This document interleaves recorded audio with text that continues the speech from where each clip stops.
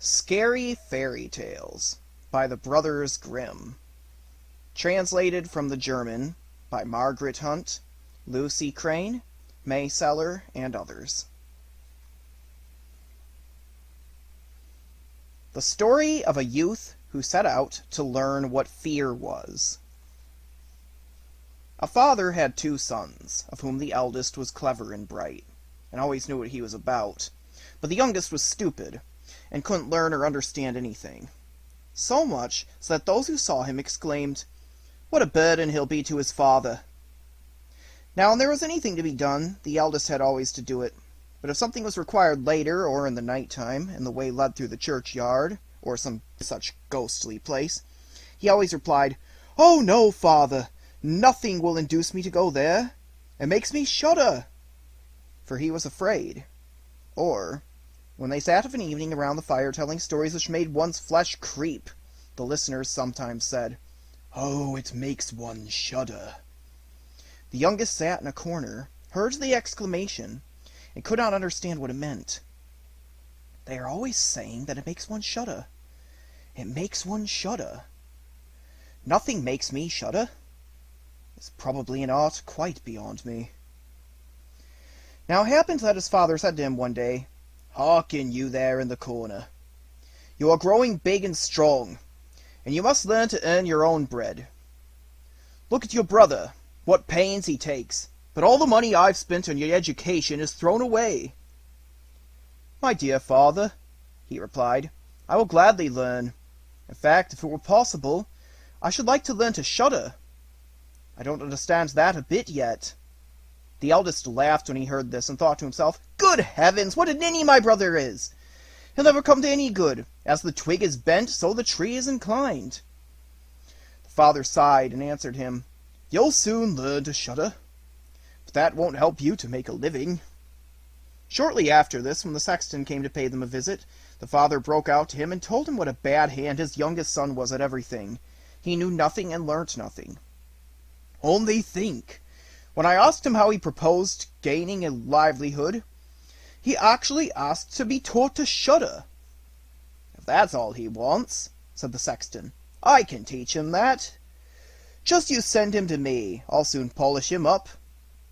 The father was quite pleased with the proposal, because he thought, "It will be a good discipline for the youth." And so the sexton took him into his house, and his duty was to toll the bell. After a few days he woke him at midnight, and bade him rise and climb into the tower and toll. "Now, my friend, I'll teach you to shudder," thought he. He stole forth secretly in front, and when the youth was up above and had turned round to grasp the bell rope, he saw, standing opposite the hole of the belfry, a white figure. "Who's there?" he called out. But the figure gave no answer, and neither stirred nor moved. "Answer!" cried the youth, "or be gone. You have no business here at this hour of the night." But the sexton remained motionless, so that the youth might think that it was a ghost. The youth called out the second time, "What do you want here? Speak if you are an honest fellow, or I'll knock you down the stairs." The sexton thought, "He can't mean that in earnest," so gave forth no sound, and stood as though he were made of stone. Then the youth shouted out to him the third time, and as that too had no effect, he made a dash at the spectre, and knocked it down the stairs, so that it fell about 10 steps and remained lying in a corner. Thereupon he tolled the bell, went home to bed without saying a word, and fell asleep. The sexton's wife waited a long time for her husband, but he never appeared. At last she became anxious, and woke the youth, and asked, "Don't you know where my husband is? He went up to the tower in front of you." "No," answered the youth, "but someone stood on the stairs up there, just opposite the trapdoor in the belfry. And because he wouldn't answer me, or go away, I took him for a rogue and knocked him down. You'd better go and see if it was he. I should be much distressed if it were." The wife ran and found her husband, who was lying groaning in a corner with his leg broken. She carried him down, and then hurried with loud protestations to the youth's father.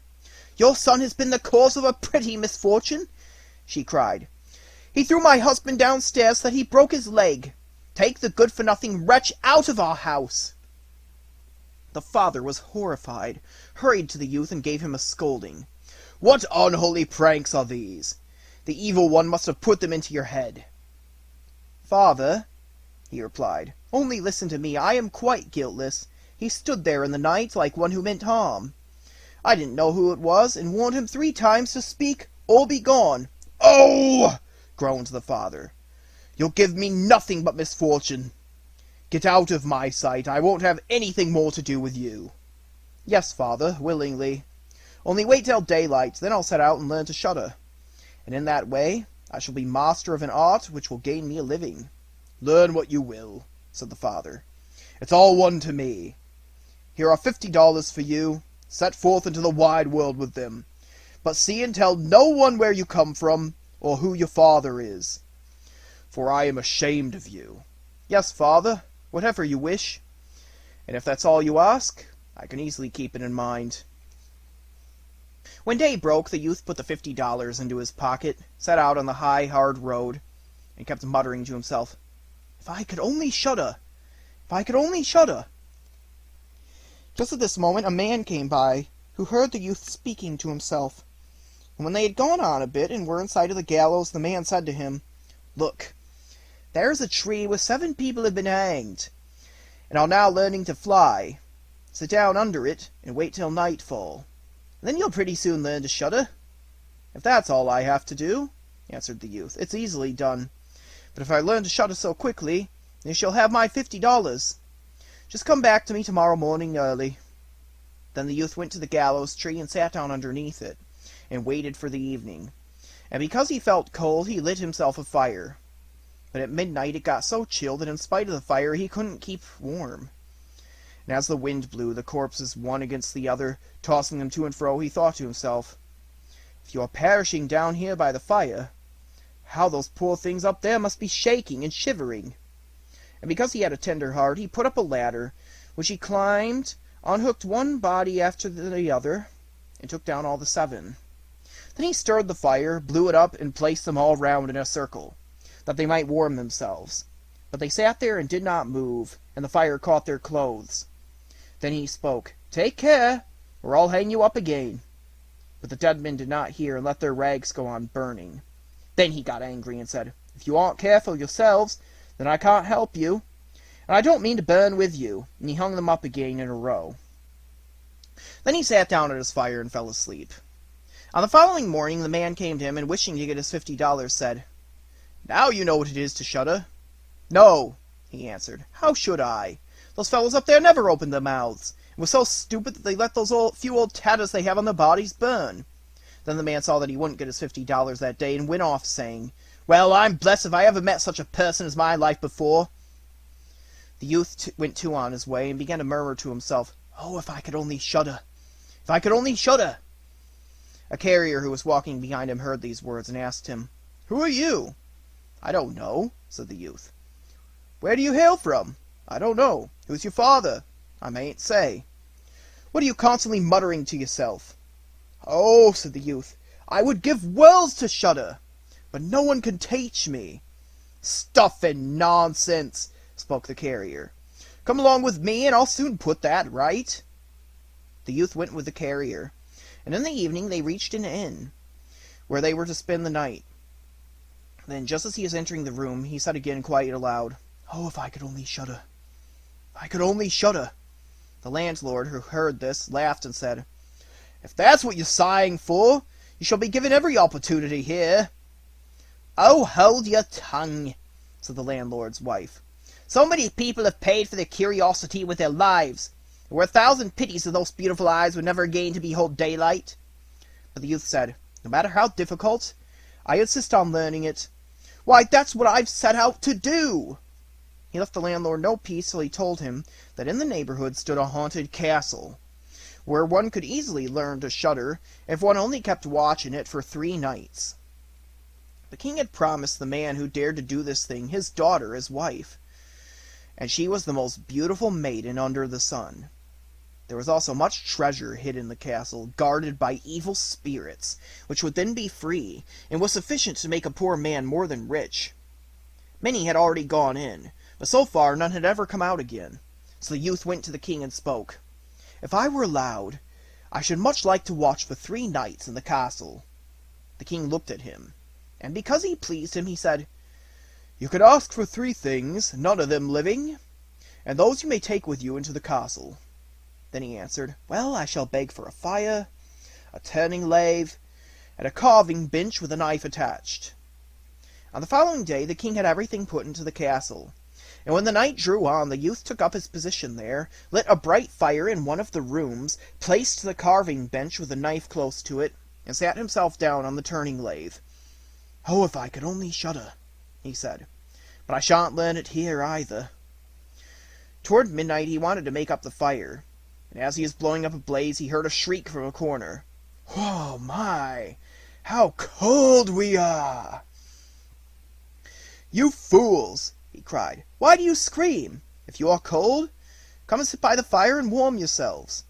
And as he spoke, 2 large black cats sprang fiercely forward and sat down, one on each side of him, and gazed wildly at him with their fiery eyes.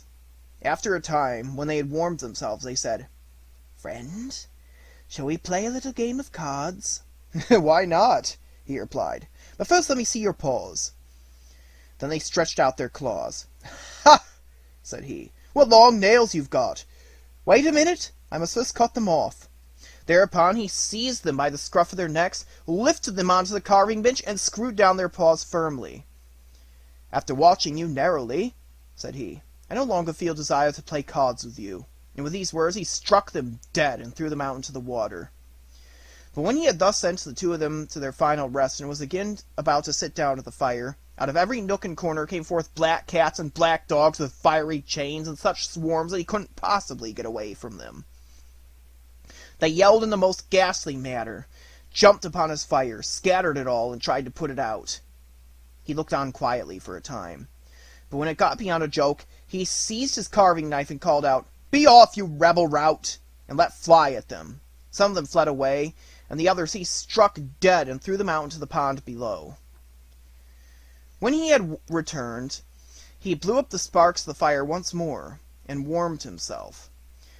And as he sat thus, his eyes refused to keep open any longer, and the desire to sleep stole over him. Then he looked around him, and beheld in the corner a large bed. "The very thing," he said, and laid himself down in it. But when he wished to close his eyes, the bed began to move by itself, and ran all round the castle. "Capital," he said, "only a little quicker."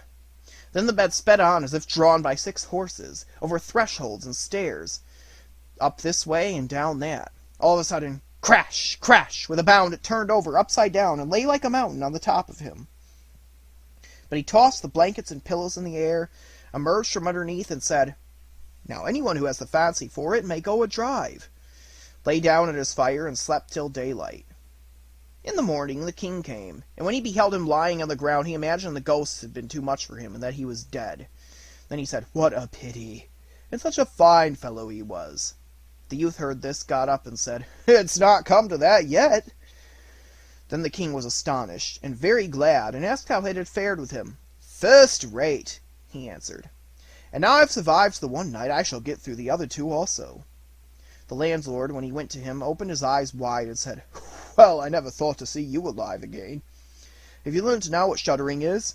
"No," he replied. "It's quite hopeless. If someone could only tell me how to." The second night he went up again to the old castle, sat down at the fire, and began his old refrain, "If I could only shudder."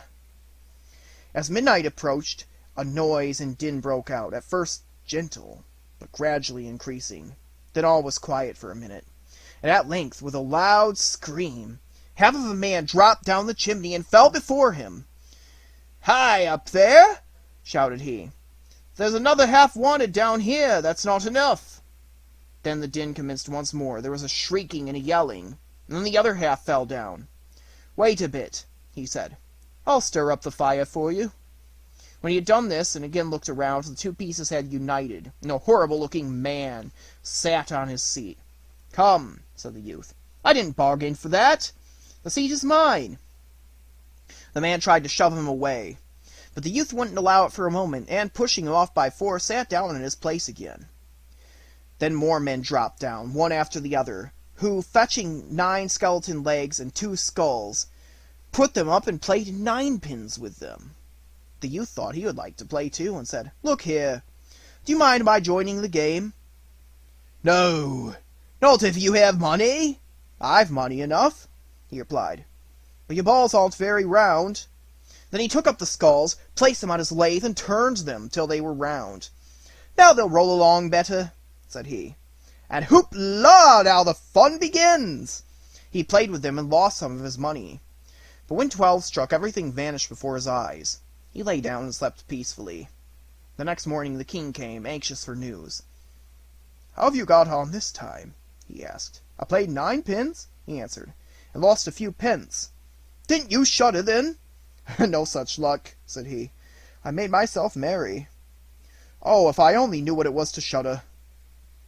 On the third night he sat down again on his bench and said, in the most desponding way, "If I could only shudder." When it got late, 6 big men came in carrying a coffin. Then he cried, "Ha, ha! That's most likely my little cousin, who only died a few days ago." And beckoning with his finger, he called out, "Come, my small cousin, come!" They placed the coffin on the ground, and he approached it and took off the cover. In it lay a dead man. He felt his face, and it was cold as ice. "Wait," he said, "I'll beat you up a bit." Went to the fire, warmed his hand, and laid it on the man's face. But the dead remained cold. Then he lifted him out, sat down at the fire, laid him on his knee, and rubbed his arms that the blood should circulate again. When that too had no effect, it occurred to him that if 2 people lay together in bed, they warmed each other. So he put him into the bed, covered him up, and lay down beside him.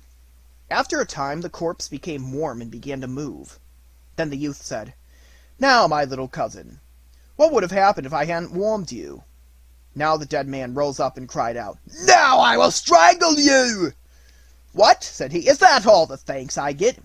You should be put straight back into your coffin." Lifted him up, threw him in, and closed the lid.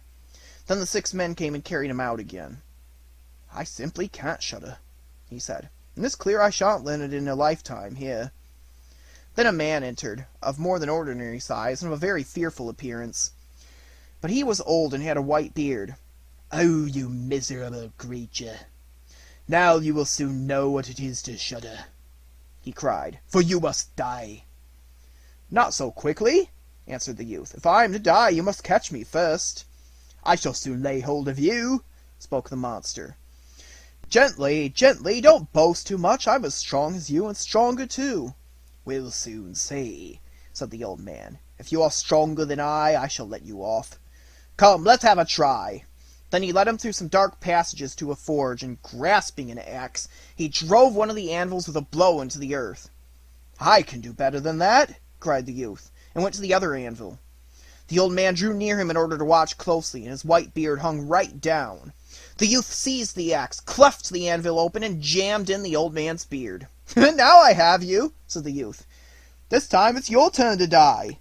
Then he seized an iron rod and belabored the old man till he, whimpering, begged him to leave off, and he would give him great riches. The youth drew out the axe and let him go. The old man led him back to the castle and showed him in a cellar 3 chests of gold. "One of these," said he, "belongs to the poor, one to the king, and the third is yours." At that moment 12 struck, and the spirit vanished, leaving the youth alone in the dark. "I'll surely be able to find a way out," said he. And groping about, he at length found his way back to the room, and fell asleep at his fire. The next morning the king came and said, "Well, now you've surely learnt to shudder." "No," he answered. "What can it be? My dead cousin was here, and an old bearded man came who showed me heaps of money down below there. But what shuddering is, no one has told me."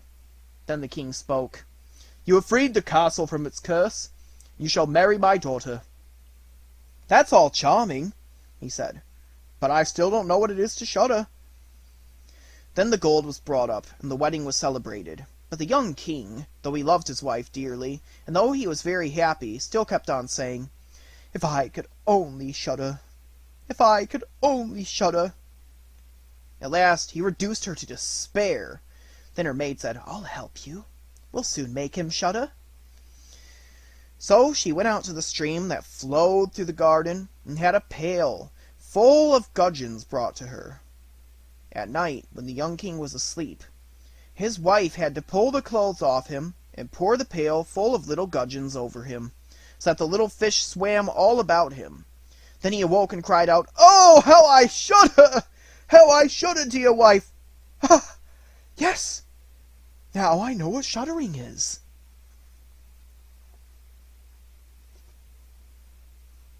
Hansel and Gretel. Once upon a time, there dwelt on the outskirts of a large forest a poor woodcutter with his wife and 2 children. The boy was called Hansel, and the girl Gretel. He had always little enough to live on, and once, when there was a great famine in the land, he couldn't even provide them with daily bread. One night, as he was tossing about in bed, full of cares and worry, he sighed and said to his wife, "What's to become of us? How are we to support our poor children, now that we have nothing more for ourselves?" "I'll tell you what, husband," answered the woman. "Early tomorrow morning, we'll take the children out into the thickest part of the wood. There we shall light a fire for them, and give them each a piece of bread. Then we'll go on to our work, and leave them alone. They won't be able to find their way home, and we shall thus be rid of them." "No, wife," said her husband, "that I won't do. How could I find it in my heart to leave my children alone in the wood? The wild beasts would soon come and tear them to pieces." "Oh, you fool," said she. "Then we must all 4 die of hunger, and you may just as well go and plane the boards for our coffins." And she left him no peace till he consented. "But I can't help feeling sorry for the poor children," added the husband. The children, too, had not been able to sleep for hunger, and had heard what their stepmother had said to their father. Gretel wept bitterly and spoke to Hansel. "Now it's all up with us." "No, no, Gretel," said Hansel. "Don't fret yourself. I'll be able to find a way to escape. No fear." And when the old people had fallen asleep, he got up, slipped on his little coat, opened the back door, and stole out. The moon was shining clearly, and the white pebbles which lay in front of the house glittered like bits of silver. Hansel bent down and filled his pocket with as many of them as he could cram in. Then he went back to Gretel. "Be comforted, my dear little sister, and go to sleep. God will not desert us." And he lay down in bed again. At daybreak, even before the sun was up, the woman came and woke the 2 children. "Get up, you lie-a-beds, we're all going to the forest to fetch wood." She gave them each a bit of bread and said, "There's something for your luncheon, but don't you eat it before, for it's all you'll get." Gretel took the bread under her apron, as Hansel had the stones in his pocket. Then they all set out together on the way to the forest. After they had walked for a little, Hansel stood still and looked back at the house, and this maneuver he repeated again and again. His father observed him and said, "Hansel, why are you gazing at there? And why do you always remain behind? Take care, and don't lose your footing." "Oh, father," said Hansel, "I'm looking back at my white kitten, which is sitting on the roof, waving me farewell." The woman exclaimed, "What a donkey you are! That isn't your kitten! That's the morning sun shining on the chimney!" But Hansel had not looked back at his kitten, but had always dropped one of the white pebbles out of his pocket onto the path. When they had reached the middle of the forest, the father said, "Now, children, go and fetch a lot of wood, and I'll light a fire that you may not feel cold." Hansel and Gretel heaped up brushwood till they had made a pile nearly the size of a small hill. The brushwood was set fire to, and when the flames leaped high, the woman said, "Now lie down at the fire, children, and rest yourselves. We are going into the forest to cut down wood. When we've finished, we'll come back and fetch you." Hansel and Gretel sat down beside the fire, and at midday ate their little bits of bread. They heard the strokes of the axe, so they thought their father was quite near. But it was no axe they heard, but a bough he had tied on a dead tree, and that was blown about by the wind. And when they had sat for a long time, their eyes closed with fatigue, and they fell fast asleep. When they awoke at last, it was pitch dark. Gretel began to cry, and said, "How are we ever to get out of the wood?" But Hansel comforted her. "Wait a bit," he said, "till the moon is up, and then we'll find our way, sure enough." And when the full moon had risen, he took his sister by the hand and followed the pebbles, which shone like new 3-penny bits, and showed them the path. They walked on through the night, and at daybreak reached their father's house again. They knocked at the door, and when the woman opened it, she exclaimed, "You naughty children! What a time you slept in the wood! We thought you were never going to come back!" But the father rejoiced, for his conscience had reproached him for leaving his children behind by themselves. Not long afterward there was again great dearth in the land, and the children heard their mother address their father thus in bed one night. "Everything is eaten up once more. We have only half a loaf in the house, and when that's done, it's all up with us. The children must be got rid of. We'll lead them deeper into the wood this time, so that they won't be able to find their way out again. There is no other way of saving ourselves." The man's heart smote him heavily, and he thought, surely it would be better to share the last bite with one's children. But his wife wouldn't listen to his arguments, and did nothing but scold and reproach him. If a man yields once, he's done for, and so, because he had given in the first time, he was forced to do so the second. But the children were awake, and had heard the conversation. When the old people were asleep, Hansel got up and wanted to go out and pick up pebbles again, as he had done the first time. But the woman had barred the door, and Hansel couldn't get out. But he consoled his sister, and said, "Don't cry, Gretel, and sleep peacefully, for God is sure to help us." At early dawn the woman came and made the children get up. They received their bit of bread, but it was even smaller than the time before. On the way to the wood, Hansel crumbled it in his pocket, and every few minutes he stood still and dropped a crumb on the ground. "Hansel, what are you stopping and looking about you for?" said the father. "I'm looking back at my little pigeon, which is sitting on the roof waving me a farewell," answered Hansel. "Fool!" said the wife. "That isn't your pigeon, it's the morning sun glittering on the chimney." But Hansel gradually threw all his crumbs on the path. The woman led the children still deeper into the forest, farther than they had ever been in their lives before. Then a big fire was lit again, and the mother said, "Just sit down there, children. If you're tired, you can sleep for a bit. We're going into the forest to cut down some wood, and in the evening, when we're finished, we'll come back to fetch you." At midday, Gretel divided her bread with Hansel, for he had strewn his all along their path. Then they fell asleep, and everything passed away, but nobody came to the poor children. They didn't awake till it was pitch dark, and Hansel comforted his sister, saying, "Only wait, Gretel, till the moon rises, and then we shall see the breadcrumbs I scattered along the path. They will show us the way back to the house." When the moon appeared, they got up, but they found no crumbs, for the thousands of birds that fly about in the woods and fields had picked them all up. "Never mind," said Hansel to Gretel. "You'll see we'll find a way out." But all the same they did not. They wandered about the whole night and the next day, from morning till evening. But they could not find a path out of the wood. They were very hungry, too, for they had nothing to eat but a few berries they found growing on the ground. And at last they were so tired that their legs refused to carry them any longer. So they lay down under a tree and fell fast asleep. On the third morning, after they had left their father's house, they set about their wandering again, but only got deeper and deeper into the wood. And now they felt that if help did not come to them soon, they must perish. At midday they saw a beautiful little snow-white bird sitting on a branch, which sang so sweetly that they stopped still and listened to it. And when its song was finished, it flapped its wings and flew on in front of them. They followed it, and came to a little house, on the roof of which it perched. And when they came quite near, they saw that the cottage was made of bread and roofed with cakes, while the window was made of transparent sugar. "Now we'll set to," said Hansel, "and have a regular meal. I'll eat a bit of the roof, and you, Gretel, you can eat some of the window, which you'll find a sweet morsel." Hansel stretched up his hand, and broke off a little bit of the roof to see what it was like. And Gretel went to the casement and began to nibble at it. Thereupon a shrill voice called out from the room inside, "Nibble, nibble, little mouse. Who's that nibbling at my house?"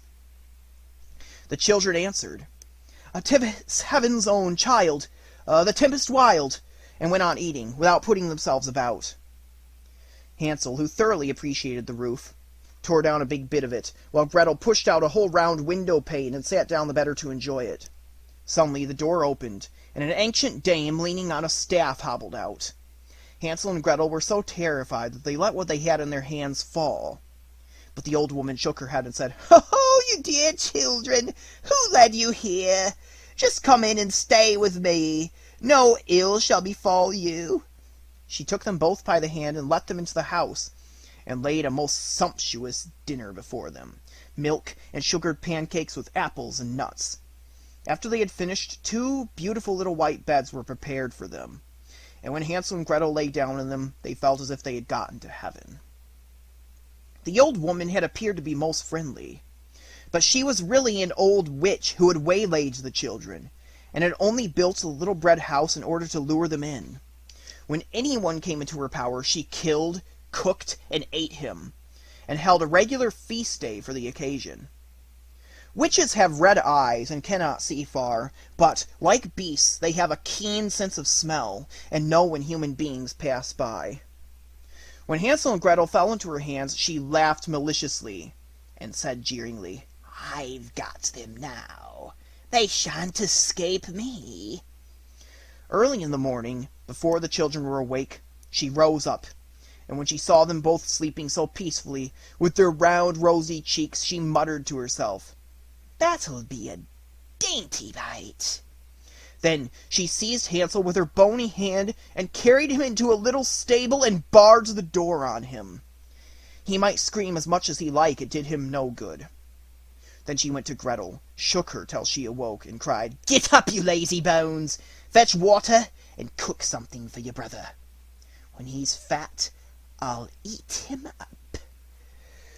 Gretel began to cry bitterly, but it was of no use. She had to do what the wicked witch bade her. So the best food was cooked for poor Hansel, but Gretel got nothing but crab shells. Every morning the old woman hobbled out to the stable and cried, "Hansel, put out your finger, that I may feel if you are getting fat."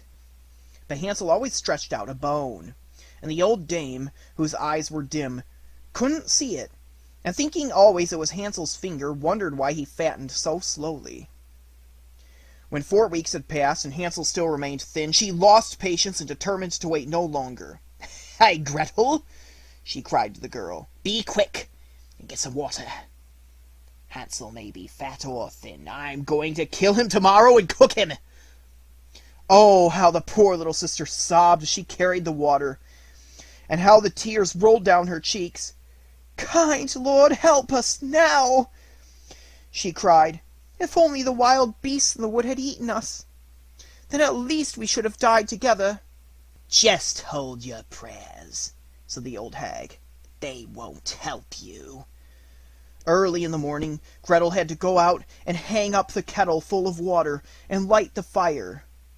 "First, we'll bake," said the old dame. "I've heated the oven already and kneaded the dough." She pushed Gretel out to the oven, from which fiery flames were already issuing. "Creep in," said the witch, "and see if it's properly heated, so that we can shove in the bread."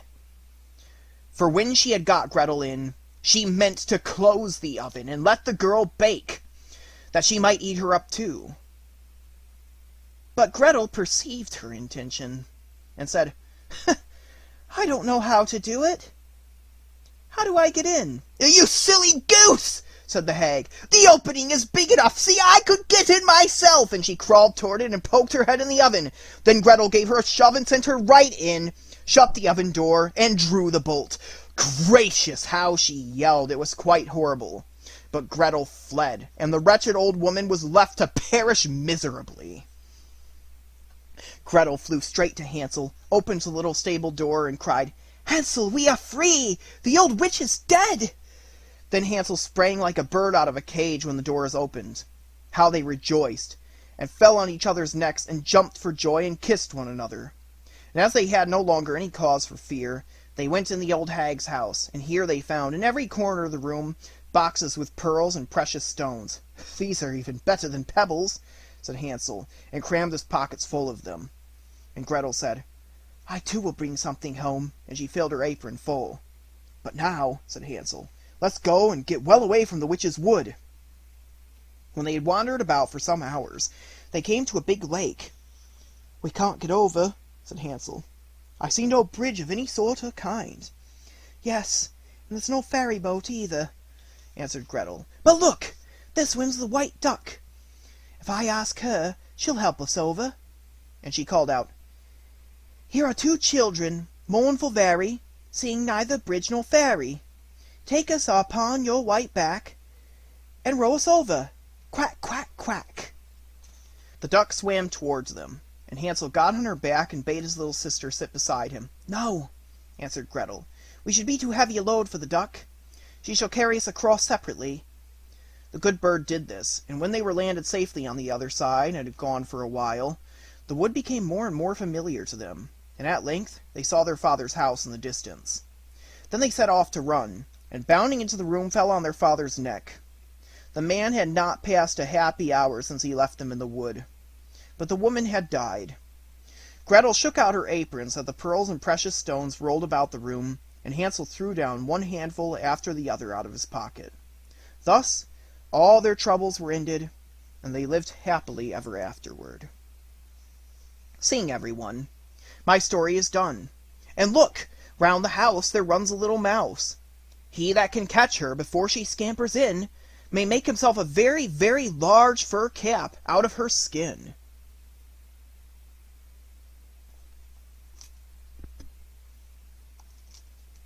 The Robber Bridegroom.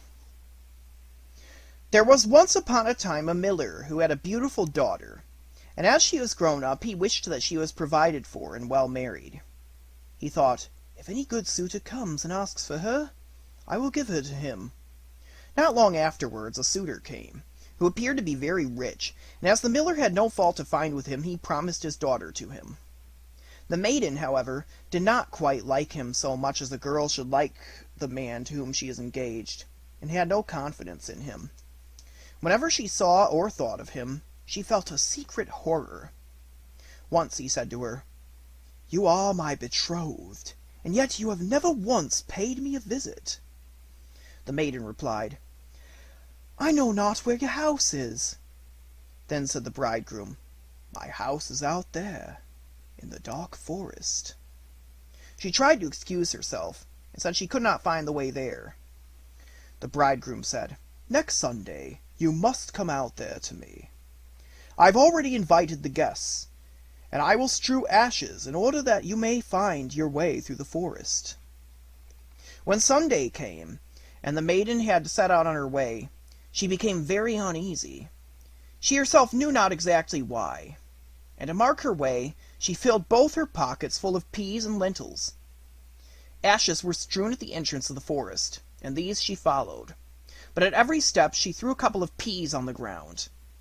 She walked almost the whole day until she reached the middle of the forest, where it was the darkest, and there stood a solitary house which she did not like, for it looked so dark and dismal. She went inside it, but no one was within, and the most absolute stillness reigned. Suddenly a voice cried out, "Turn back! Turn back, young maiden dear! 'Tis a murderer's house! You enter here!" The maiden looked up, and saw that the voice came from a bird, which was hanging in a cage on the wall. Again it cried, "Turn back! Turn back, young maiden dear! 'Tis a murderer's house! You enter here!"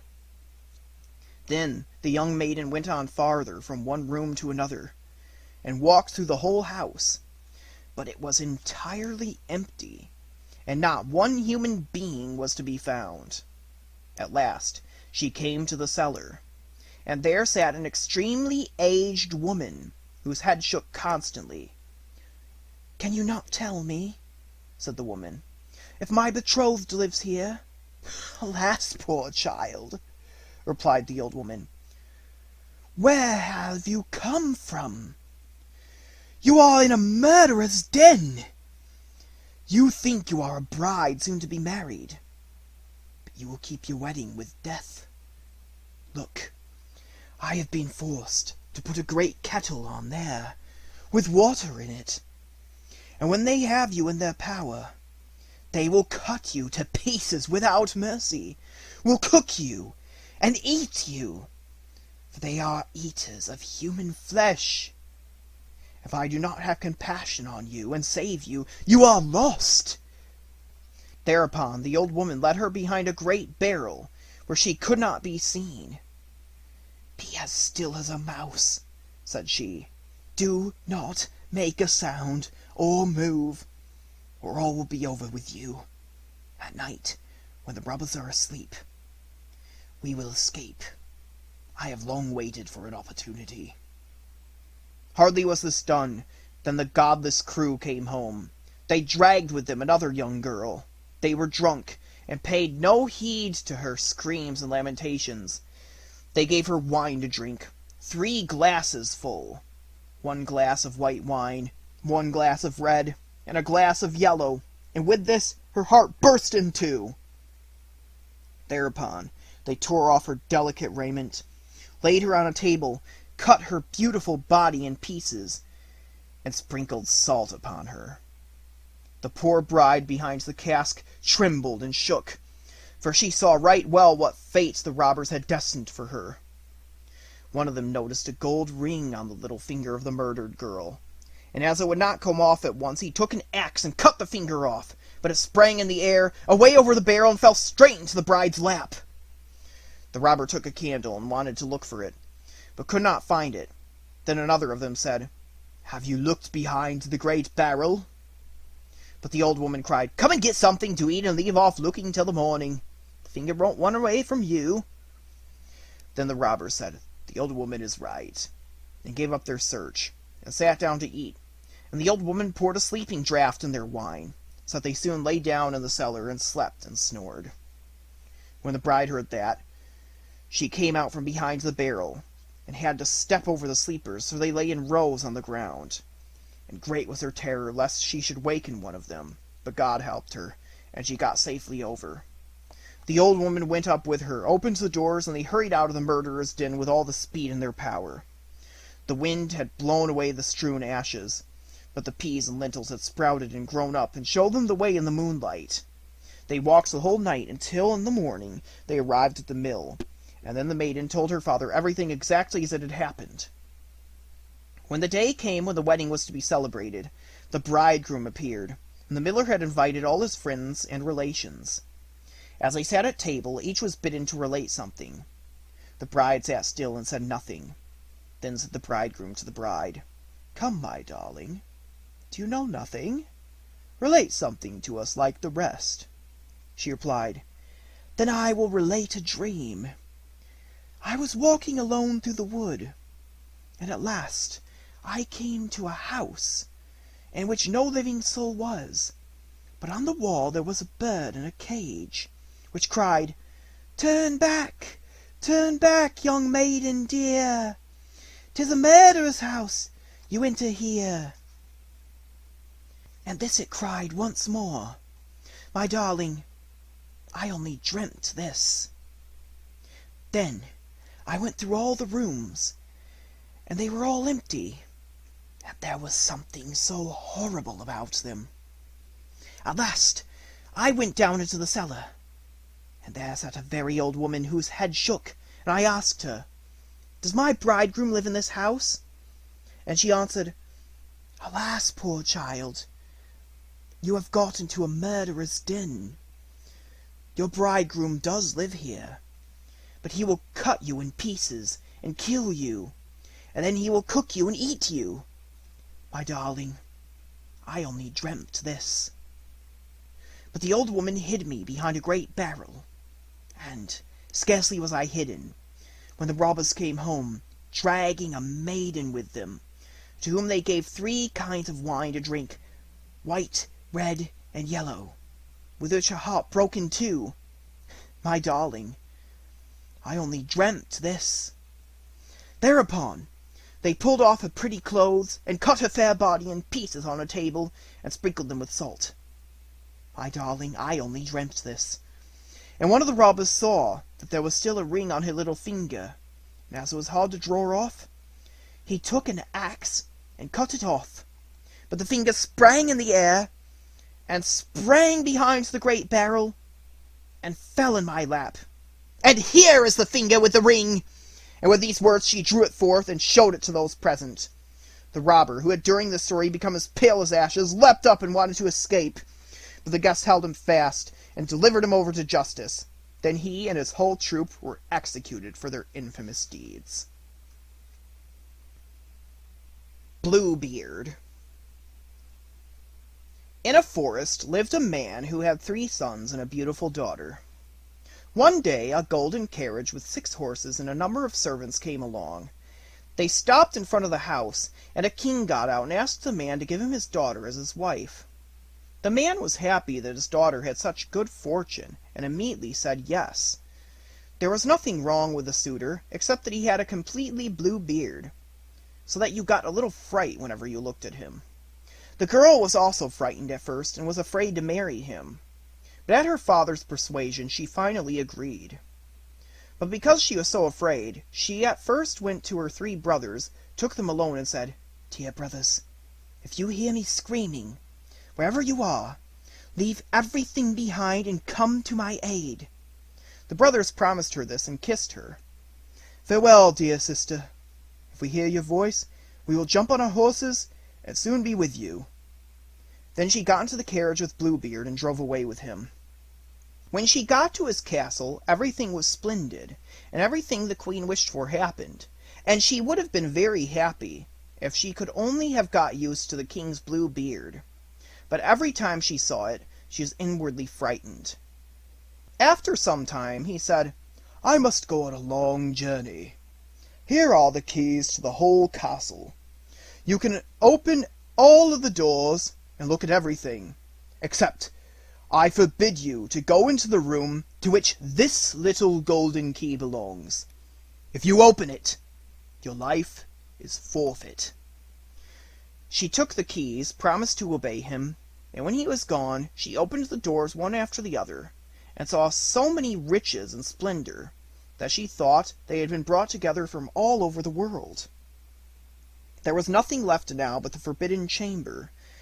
The key was made of gold, and she thought that perhaps the most precious thing was locked up in this chamber.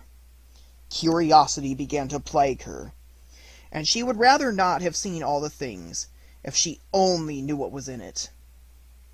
For a while she resisted her desire, but at last it became so strong that she took the key and went to the room. "Who will see me open it?" she said to herself. "I will just take a look inside." Then she unlocked it, and as the door opened, a stream of blood flowed towards her, and on the walls around her she saw dead women hanging, and of some only the skeletons were left. She was so terrified that she slammed the door again immediately, but the key jumped out and fell into the blood. She quickly picked it up and tried to wipe the blood off, but it was in vain. When she wiped it on one side, it appeared again on the other. She sat there all day and rubbed it, and tried everything possible, but it was no use. The bloodstains could not be removed. At last, in the evening, she laid it in the hay, which was supposed to draw out the blood during the night. The next day Bluebeard came back, and the first thing he did was to demand the keys from her. Her heart was pounding. She brought the others, and hoped that he would not notice that the golden one was missing.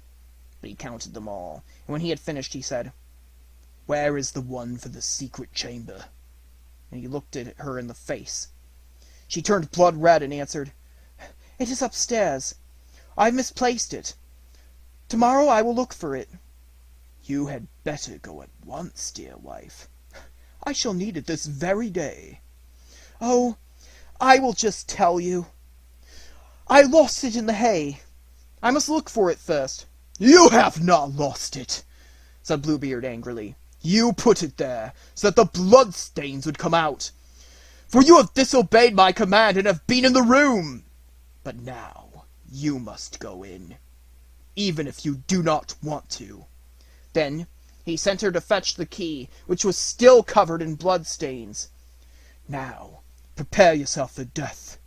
You shall die this very day," said Bluebeard, and he fetched his knife and led her to the house. "Just let me say my prayers before I die," she said. "Go then, but hurry, for I've no time to wait long." Then she ran up the stairs and called out of the window as loudly as she could, "Brothers, my dear brothers, come and help me!" The brothers were sitting in the forest drinking cool wine when the youngest said, "I feel as if I had heard our sister's voice. Up, we must hurry to her aid." Then they jumped on their horses and rode as if they were the storm wind. But their sister lay on her knees in fear. Then Bluebeard called down below, "Well, are you nearly finished?" At the same time she heard him sharpening his knife on the lowest step. She looked out, but she saw nothing but a dust, as if a herd was coming. Then she cried out once more, "Brothers! My dear brothers! Come and help me!" And her fear grew ever greater. But Bluebeard cried out, "If you do not come soon, I will come and get you! My knife is sharpened!" Then she looked out again and saw her 3 brothers riding through the field, as if they were flying like birds in the air, and she cried out for the 3rd time in her greatest need and with all her strength, "Brothers! My dear brothers, come and help me!" And the youngest was already so close that she heard his voice, "Be comforted, dear sister. Just a moment longer, and we will be with you." But Bluebeard cried out, "Now you have prayed enough. I will not wait any longer. If you do not come, I will come and get you." "Ah, just let me pray for my 3 dear brothers." But he did not listen. He came up the stairs and pulled her down, and he had just seized her by the hair and was about to plunge the knife into her heart, when the 3 brothers knocked on the door, forced their way in, and tore her out of his hand. Then they drew their swords and cut him down. Then he was hanged in the blood chamber with the other women he had killed. But the brothers took their dear sister home with them, and all of Bluebeard's riches became hers. The Singing Bone. In a certain country, there was once great lamentation over a wild boar that laid waste to the farmers' fields, killed the cattle, and ripped up other people's bodies with his tusks. The king promised a large reward to anyone who would free the land from this plague. But the beast was so big and strong that no one dared to go near the forest in which it lived. At last the king gave notice that whosoever should capture or kill the wild boar should have his only daughter to wife. Now there lived in the country 2 brothers, sons of a poor man, who declared themselves willing to undertake the hazardous enterprise.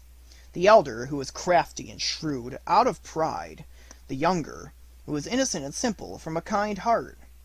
The king said, "In order that you may be the more sure of finding the beast, you must go into the forest from opposite sides."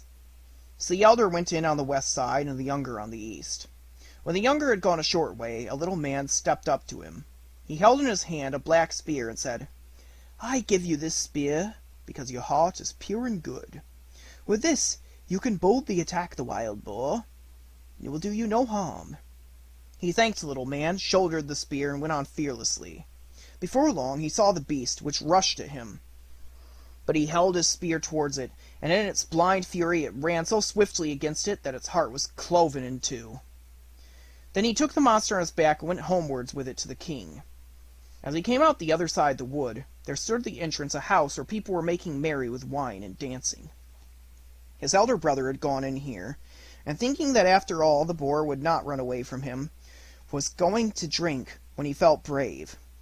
But when he saw his young brother coming out of the wood laden with his booty, his envious, evil heart gave him no peace. He called out to him, "Come in, dear brother. Rest and refresh yourself with a cup of wine." The youth, who suspected no evil, went in and told him about the good little man who had given him the spear wherewith he had slain the boar.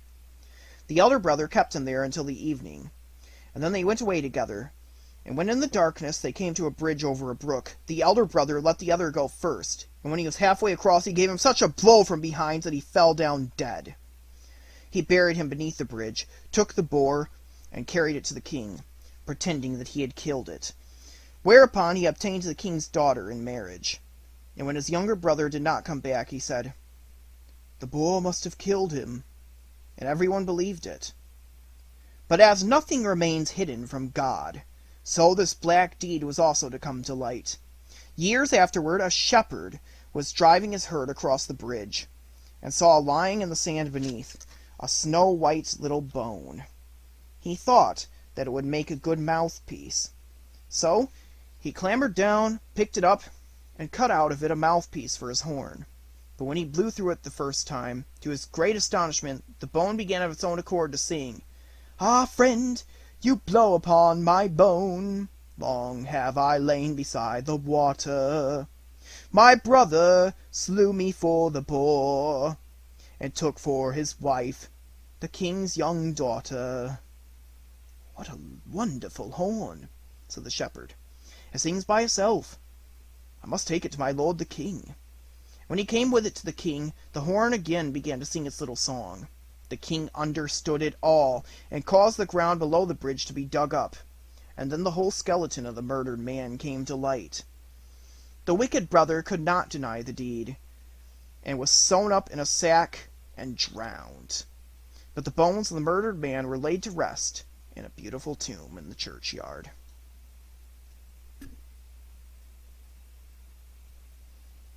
The Handless Maiden. A certain miller had little by little fallen into poverty, and had nothing left but his mill and a large apple tree behind it. Once, when he had gone into the forest to fetch wood, an old man stepped up to him, whom he had never seen before, and said, "Why do you plague yourself with cutting wood? I will make you rich if you will promise me what is standing behind your mill." "What can that be but my apple tree?" thought the miller, and said, "Yes," and gave a written promise to the stranger. He, however, laughed mockingly, and said, "When 3 years have passed, I will come and carry away what belongs to me." And then he went. When the miller got home, his wife came to meet him, and said, "Tell me, miller, from where comes this sudden wealth into our house? All at once every box and chest was filled. No one brought it in, and I know not how it happened." He answered, "It comes from a stranger who met me in the forest, and promised me great treasure. I, in return, have promised him what stands behind the mill. We can very well give him the big apple tree for it." "Ah, husband!" said the terrified wife, "that must have been the devil! He did not mean the apple tree, but our daughter, who was standing behind the mill sweeping the yard." The miller's daughter was a beautiful, pious girl, and lived through the 3 years in the fear of God, and without sin. When therefore the time was over, and the day came when the evil one was to fetch her, she washed herself clean, and made a circle round herself with chalk. The devil appeared quite early, but he could not come near to her. Angrily he said to the miller, "Take all water away from her, that she may no longer be able to wash herself, for otherwise I have no power over her." The miller was afraid, and did so. The next morning the devil came again, but she had wept on her hands, and they were quite clean. Again he could not get near her, and furiously said to the miller, "Cut her hands off, or else I cannot get the better of her." The miller was shocked, and answered, "How could I cut off my own child's hands?" Then the evil one threatened him, and said, "If you do not do it, you are mine, and I will take you yourself." The father became alarmed, and promised to obey him.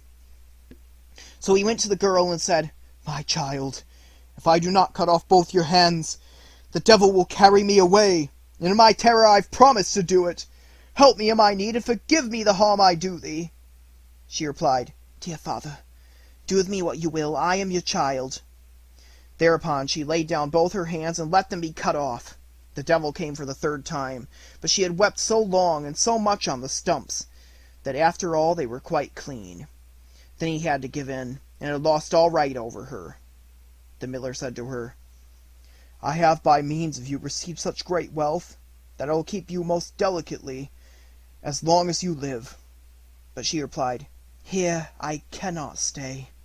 I will go forth. Compassionate people will give me as much as I require." Thereupon she caused her maimed arms to be bound to her back, and by sunrise she set out on her way, and walked the whole day until night fell. Then she came to a royal garden, and by the shimmering of the moon she saw that trees covered with beautiful fruits grew in it, but she could not enter, for there was much water round it.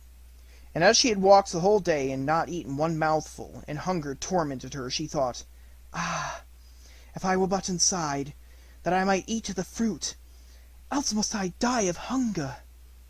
Then she knelt down, called on God the Lord, and prayed, and suddenly an angel came towards her, who made a dam in the water, so that the moat became dry, and she could walk through it.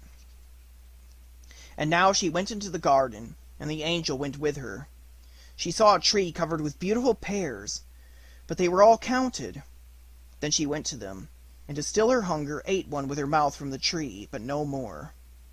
The gardener was watching, but as the angel was standing by, he was afraid and thought the maiden was a spirit, and was silent, neither did he dare to cry out or to speak to the spirit.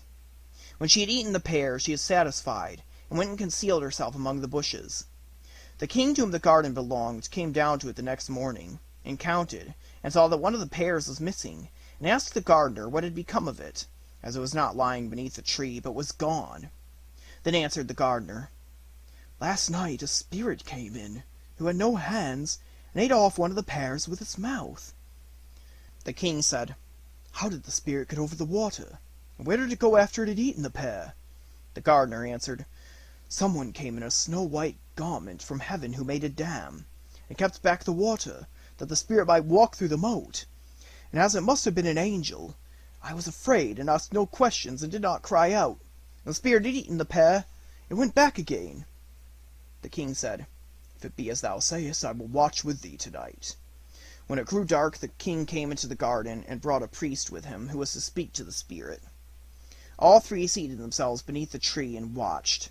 At midnight the maiden came creeping out of the thicket, went to the tree, and again ate one pear of it with her mouth. And beside her stood the angel in white garments. Then the priest went out to them and said, "Comest thou from heaven, or from earth? Art thou a spirit, or a human being?" She replied, "I am no spirit, but an unhappy mortal deserted by all but God." The king said, "If thou art forsaken by all the world, yet will I not forsake thee." He took her with him into his royal palace, and as she was so beautiful and good, he loved her with all his heart, had silver hands made for her, and took her to wife. After a year, the king had to take to the field, so he commended his young queen to the care of his mother, and said, "If she is brought to bed, take care of her, nurse her well, and tell me of it at once in a letter." Then she gave birth to a fine boy. So the old mother made haste to write and announce the joyful news to him. But the messenger rested by a brook on the way, and as he was fatigued by the great distance, he fell asleep. Then came the devil, who was always seeking to injure the good queen, and exchanged the letter for another, in which was written that the queen had brought a monster into the world. When the king read the letter, he was shocked and much troubled, but he wrote in answer that they were to take great care of the queen and nurse her well until his arrival. The messenger went back with the letter, but rested in the same place and again fell asleep. Then came the devil once more, and put a different letter in his pocket, in which it was written that they were to put the queen and her child to death. The old mother was terribly shocked when she received the letter, and could not believe it. She wrote back again to the king, but received no other answer, because each time the devil substituted a false letter, and in the last letter it was also written that she was to preserve the queen's tongue and eyes as a token that she had obeyed. But the old mother wept to think such innocent blood was to be shed, and had a deer brought by night, and cut out her tongue and eyes, and kept them. Then said she to the queen, "I cannot have you killed as the king commands, but here you must stay no longer. Go forth into the wide world with thy child, and never come back here again." The old woman tied her child on her back, and went away with eyes full of tears. She came into a great wild forest, and then she fell on her knees and prayed to God, and the angel of the Lord appeared to her, and led her to a little house, on which was a sign with the words, "Here all dwell free." A snow-white maiden came out of the little house, and said, "Welcome, Lady Queen," and conducted her inside. Then they unbound the little boy from her back, and held him to her breast that he might feed, and laid him in a beautifully made little bed. Then said the poor woman, "From where know you that I was a queen?" The white maiden answered, "I am an angel sent by God to watch over you and your child." The queen stayed 7 years in the little house, and was well cared for, and by God's grace, because of her piety, her hands which had been cut off grew once more. At last the king came home again from the war, and his first wish was to see his wife and the child. Then his aged mother began to weep, and said, "You wicked man! Why did you write to me that I was to take those 2 innocent lives?" And she showed him the 2 letters which the evil one had forged, and then continued, "I did as you bade me," and showed the tokens, the tongue and eyes. Then the king began to weep for his poor wife and his little son so much more bitterly than she was doing, that the aged mother had compassion on him and said, "Be at peace. She still lives. I secretly caused a deer to be killed, and took these tokens from it. But I bound the child to your wife's back, and bade her to go forth into the wide world, and made her promise never to come back here again, because you were so angry with her." Then spoke the king, "I will go as far as the sky is blue, and will neither eat nor drink until I found again my dear wife and my child, if in the meantime they have not been killed or died of hunger." Thereupon the king travelled for about 7 long years, and sought her in every cleft of the rocks and in every cave, but he found her not, and thought she had died of want. During the whole of this time he neither ate nor drank, but God supported him. At length he came into a great forest, and found therein the little house whose sign was, "Here all dwell free." Then forth came the white maiden, took him by the hand, and led him in, and said, "Welcome, Lord King," and asked him from where he came.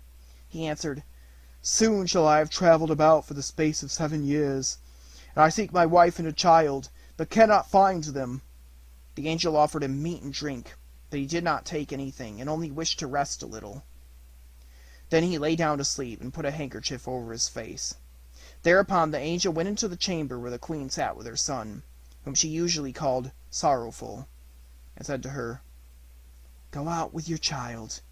Your husband has come." So she went to the place where he lay, and the handkerchief fell from his face. Then said she, "Sorrowful, pick up your father's handkerchief, and cover his face again." The child picked it up and put it over his face again. The king in his sleep heard what passed, and had pleasure in letting the handkerchief fall once more. But the child grew impatient, and said, "Dear mother, how can I cover my father's face when I have no father in this world? I've learnt to say the prayer, 'Our Father who art in heaven.' You have told me that my father was in heaven, and was the good God. And how can I know a wild man like this? He is not my father." When the king heard that, he got up and asked who they were. Then said she, "I am your wife, and that is thy son, Sorrowful." And he saw her living hands, and said, "My wife had silver hands." She answered, "The good God has caused my natural hands to grow again." And the angel went into the inner room, and brought the silver hands, and showed them to him. Hereupon he knew for a certainty that it was his dear wife and his dear child. And he kissed them, and was glad, and said, "A heavy stone has fallen off from my heart." Then the angel of God gave them one meal with her, and after that they went home to the king's aged mother. There were great rejoicings everywhere, and the king and queen were married again, and lived contentedly to their happy end.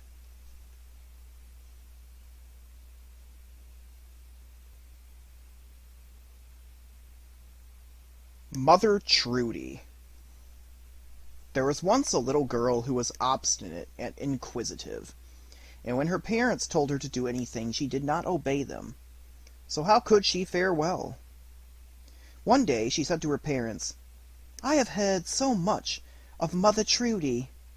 I will go to her some day. People say that everything about her does look so strange, that there are such odd things in her house, that I have become quite curious." Her parents absolutely forbade her, and said, "Mother Trudy is a bad woman, who does wicked things, and if you go to her, you are no longer our child." But the maiden did not let herself to be turned aside by her parents' prohibition, and still went to Mother Trudy. And when she got to her, Mother Trudy said, "Why are you so pale?" "Ah," she replied, and her whole body trembled, "I have been so terrified at what I have seen." "What have you seen?" "I saw a black man on your steps. That was a collier. Then I saw a green man, and that was a huntsman. After that, I saw a blood-red man. That was a butcher. Ah, Mother Trudy, I was terrified.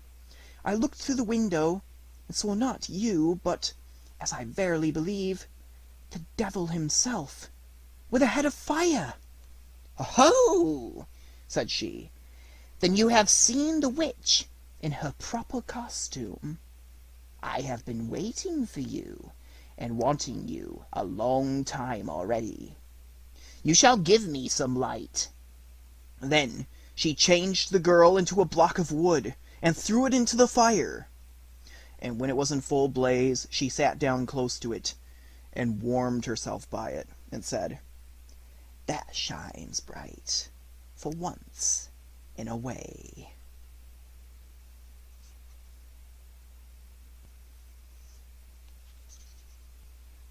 The Stolen Pennies. A father was one day sitting at dinner with his wife and children, and a good friend who had come on a visit was with him. And as they thus sat, and it was striking 12 o'clock, the stranger saw a door open, and a very pale child dressed in snow-white clothes came in. It did not look around, and it did not speak, but went straight into the next room. Soon afterwards it came back, and went out at the door again in the same quiet manner. On the second and on the third day it came also exactly in the same way. At last the stranger asked the father to whom the beautiful child that went into the next room every day at noon belonged. "I have never seen it," said he. Neither did he know to whom it could belong. The next day, when it again came, the stranger pointed it out to the father, who, however, did not see it, and the mother and the children also all saw nothing. On this the stranger got up, went to the room door, opened it a little, and peeped in. Then he saw the child sitting on the ground, and digging and seeking about industriously amongst the crevices between the boards of the floor. But when it saw the stranger, it disappeared. He now told what he had seen, and described the child exactly, and the mother recognized it, and said, "Ah, it is my dear child who died a month ago." Then they took up the boards, and found 2 pennies which the child had once received from its mother, that it might give them to a poor man.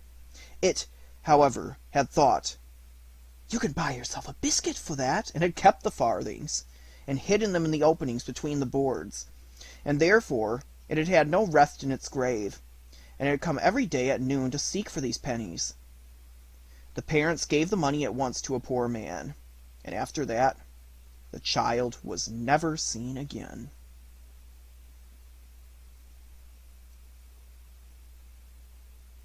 The Shroud.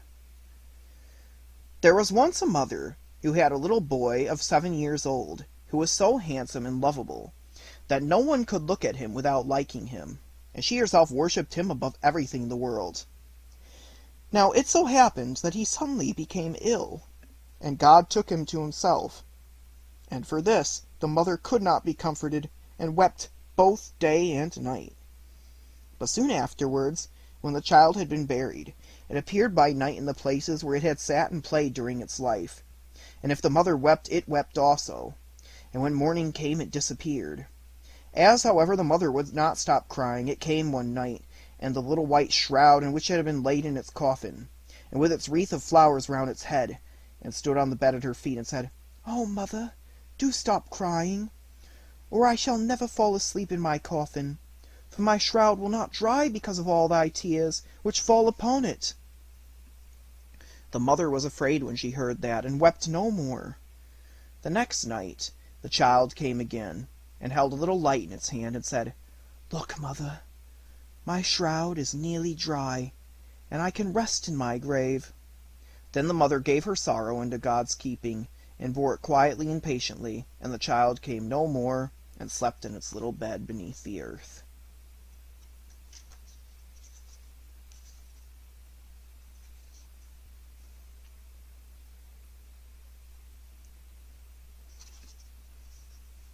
The Juniper Tree. A long time ago, perhaps as much as 2,000 years, there was a rich man who had a beautiful and pious wife, and they loved each other very much. But they had no children, though they wished greatly for some, and the wife prayed for one day and night. Now in the courtyard in front of their house stood a juniper tree, and one day in winter the wife was standing beneath it, and paring an apple, and as she pared it she cut her finger, and the blood fell upon the snow. "Ah," said the woman, sighing deeply, and looking down at the blood unhappily, "if only I could have a child as red as blood, and as white as snow." And as she said these words, her heart suddenly grew light, and she felt sure she should have her wish. So she went back to the house, and when a month had passed, the snow was gone. In 2 months everything was green, In 3 months the flowers sprang out of the earth. In 4 months the trees were in full leaf, and the branches were thickly entwined. The little birds began to sing, so that the woods echoed, and the blossoms fell from the trees. When the 5th month had passed, the wife stood under the juniper tree, and it smelt so sweet that her heart leaped within her, and she fell on her knees for joy. And when the 6th month had gone, the fruit was thick and fine, and she became quiet. And the 7th month she gathered the berries, and ate them eagerly, and was sick and sorrowful. And when the 8th month had passed, she called to her husband, and said, weeping, "If I die, bury me under the juniper tree." Then she was comforted and happy, until the 9th month had passed. And then she bore a child as white as snow and as red as blood. And when she saw it, her joy was so great that she died. Her husband buried her under the juniper tree, and he wept sore. Time passed, and he became less sad. And after he had grieved a little more, he left off, and after some time he took another wife. His second wife bore him a daughter, but his first wife's child was a son, as red as blood and as white as snow. Whenever the wife looked at her daughter, she felt great love for her, but whenever she looked at the little boy, it seemed to cut her to the heart, for the thought came into her mind that the boy stood in the way, and she was always thinking of how she could get all her husband's money for her daughter. And the evil one filled her mind with this, until she had great anger towards the boy, and drove him from one corner to another, and gave him a buffet here and a cuff there, so that the poor child was always in angst. When he came back after school hours, there was no peace for him. One day, when the wife went into the room upstairs, her little daughter followed her and said, "Mother, give me an apple." "Yes, my child," said the mother, and gave her a fine apple out of the chest. And the chest had a great heavy lid with a strong iron lock. "Mother," said the little girl, "shall not my brother have one too?" That made the mother angry, and she said, "Yes, when he comes back from school." And when she saw from the window that he was coming, the devil entered her, and she snatched the apple, and took it from her little daughter, saying, "You shall not have it before your brother." Then she threw the apple into the chest and shut the lid. Then the little boy came in at the door, and she said to him in a kind tone, which the devil had incited, "My son, will you have an apple?" "Mother," said the boy, "how terrible you look! Yes, give me an apple." Then she spoke as kindly as before, holding up the cover of the chest. "Come here, and take out one for yourself." And as the boy was stooping over the open chest, the devil prompted her, and crash went the lid down, so that his head flew off among the red apples. But then the woman felt great terror, and wondered how she could escape the blame. And she went to the chest of drawers in her bedroom, and took a white handkerchief out of the top drawer, and fitting the head to the neck, she bound them with the handkerchief, so that nothing could be seen, and set him on a chair before the door with the apple in his hand. Then came little Marie Ann into the kitchen to her mother, who was standing before the fire stirring a pot of hot water. "Mother," said Marie Ann, "my brother is sitting before the door, and he has an apple in his hand, and looks very pale. I asked him to give me the apple, but he did not answer me. It seems very strange." "Go again to him," said the mother, "and if he will not answer you, give him a box on the ear." So Marie Ann went again and said, "Brother, give me the apple." But as he took no notice, she gave him a box on the ear, and his head fell off, at which she was greatly terrified, and began to cry and scream, and ran to her mother and said, "Oh, mother, I've knocked my brother's head off," and cried and would not cease. "Oh, Marie Ann," said her mother, "what have you done? But keep quiet, that no one may see there is anything the matter. It can't be helped now. We will make him into a stew." Then the mother took the little boy, and chopped him into pieces, put him into the pan, and made him into a stew. But Marie Ann stood by weeping and weeping, and all her tears fell into the pan, and there was no need of any salt. When the father came home and sat down to table, he said, "Where is my son?" But the mother was filling a great dish full of stew, and Marie Ann was crying bitterly, for she could not refrain. Then the father said again, "Where is my son?" "Oh," said the mother, He is gone into the country to his mother's great uncle to stay for a little while." "What should he go for?" said the father, "and without bidding me good-bye, too?" "Oh, he wanted to go so much, and he asked me to let him stay there 6 weeks. He will be well taken care of." "Dear me," said the father, "I am quite sad about it. It was not right of him to go without bidding me good-bye." With that he began to eat, saying, "Marie Anne, what are you crying for? Your brother will come back some time." After a while he said, "Well, wife, the food is very good. Give me some more." And the more he ate, the more he wanted, and he said, "Give me some more." "You shall have none of it. It seems to me as if it were all mine." And he ate, and threw all the bones under the table until he had eaten it all up. Then Marie Anne went to her chest of drawers, and took one of her best handkerchiefs from the bottom drawer, and picked up all the bones from under the table, and tied them up in her handkerchief, and went out at the door weeping tears of blood. She laid the bones in the green grass under the juniper tree, and immediately her heart grew light again, and she wept no more. Then the juniper tree began to wave to and fro, and the boughs drew together and then parted, just like a clapping of hands for joy. Then a cloud rose from the tree, and in the midst of the cloud there burned a fire. And out of the fire a beautiful bird arose, and singing most sweetly soared high into the air. And when he had flown away, the juniper tree remained as it was before, but the handkerchief full of bones was gone. Marie Anne felt quite glad and light-hearted, just as if her brother were still alive. So she went back merrily into the house and had her dinner. The bird, when it flew away, perched on the roof of a goldsmith's house and began to sing, "It was my mother who slaughtered me. It was my father who ate of me. It was my sister Marie Anne, who all my bones in pieces found. Them in a handkerchief she bound, and laid them under the juniper tree. Tweet, tweet, tweet, I cry. Oh, what a beautiful bird am I."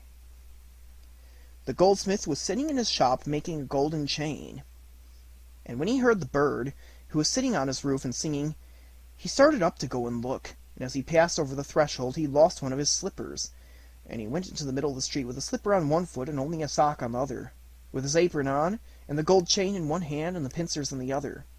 And so he stood in the sunshine looking up at the bird. "Bird," said he, "how beautifully you sing! Do sing that piece over again." "No," said the bird, "I do not sing for nothing twice. If you will give me that gold chain, I will sing again." "Very well," said the goldsmith. "Here is the gold chain. Now do as you said." Down came the bird and took the gold chain in his right claw, perched in front of the goldsmith and sang, "It was my mother who slaughtered me. It was my father who ate of me. It was my sister Marie Anne, who all my bones in pieces found. Them in a handkerchief she bound, and laid them under the juniper tree. Tweet, tweet, tweet, I cry. Oh, what a beautiful bird am I." Then the bird flew to a shoemaker's and perched on his roof and sang, "It was my mother who slaughtered me. It was my father who ate of me. It was my sister Marie Anne, who all my bones in pieces found. Them in a handkerchief she bound, and laid them under the juniper tree. Tweet, tweet, tweet, I cry. Oh, what a beautiful bird am I." When the shoemaker heard, he ran out of his door in his shirt sleeves and looked up at the roof of the house, holding his hand to shade his eyes from the sun.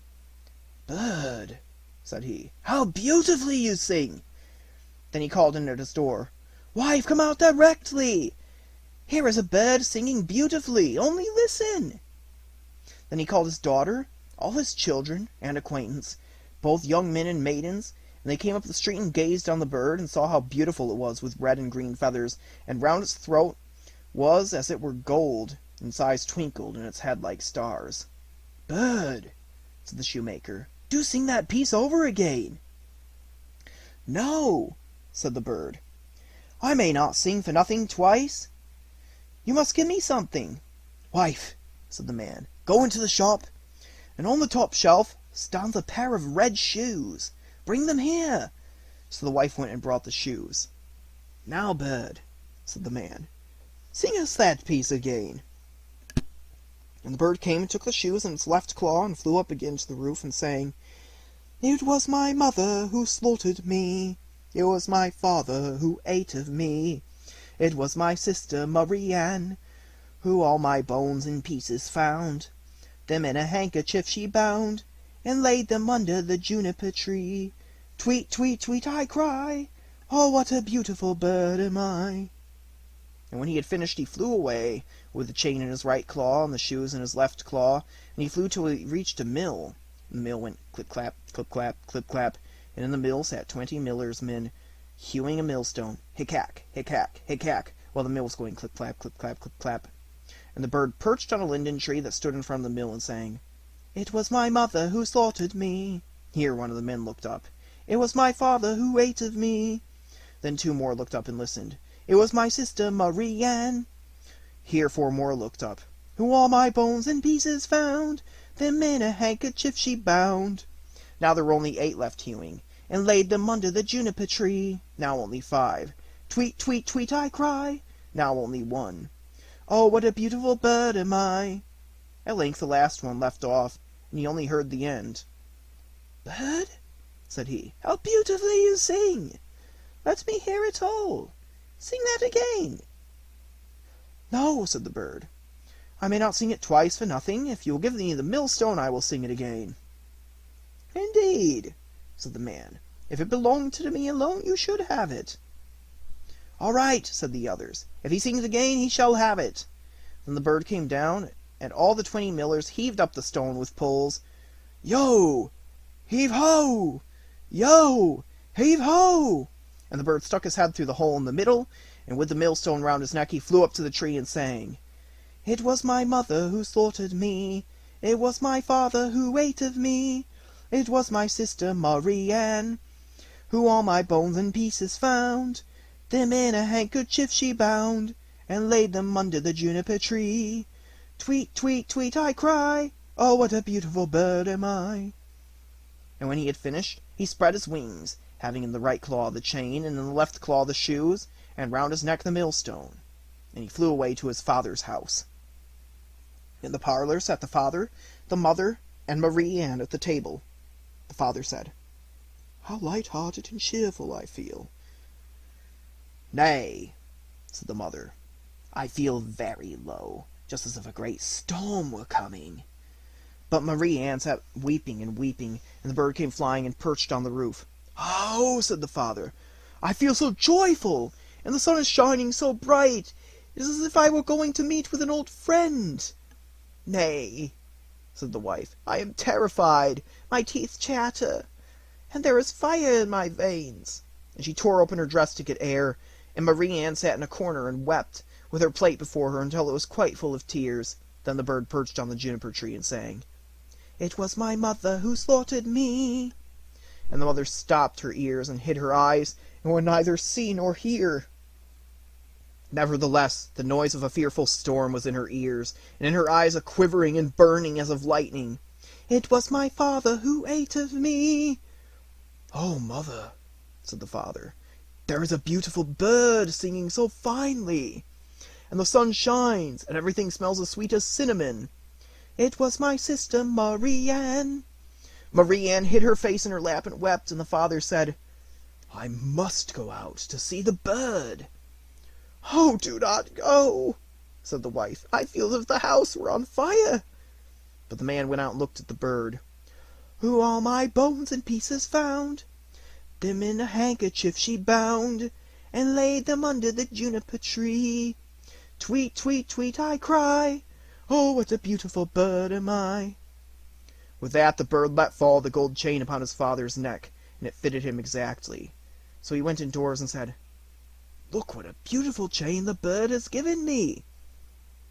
Then the wife was so terrified that she fell all along on the floor, and her cap came off. Then the bird began to sing again. "It was my mother who slaughtered me." "Oh," groaned the mother, "that I were 1,000 fathoms underground, so as not to be obliged to hear it. It was my father who ate of me." Then the woman lay as if she were dead. "It was my sister Marianne." "Oh," said Marie Anne, I will go out too and see if the bed will give me anything. And so she went out. Who all my bones and pieces found, them in a handkerchief she bound. Then he threw the shoes down to her, and laid them under the juniper tree. Tweet, tweet, tweet, I cry, oh, what a beautiful bird am I.